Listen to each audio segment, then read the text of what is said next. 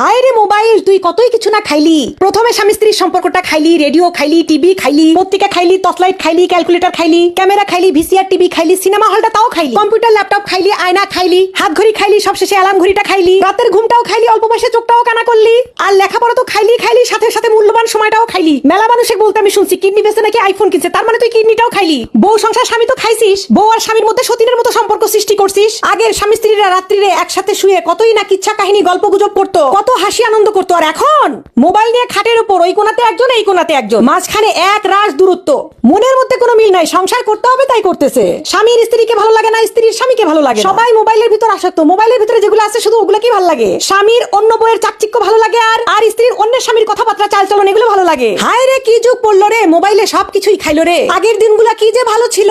আগে স্বামী স্ত্রীর সম্পর্ক দেখলে বুক ভরে যেত। আমাদের নানি দাদিরা যে আছে তাদের ভালোবাসা দেখলে এখনো মনটা ভরে যায়। আর আমাদের মধ্যে খালি মারামারি।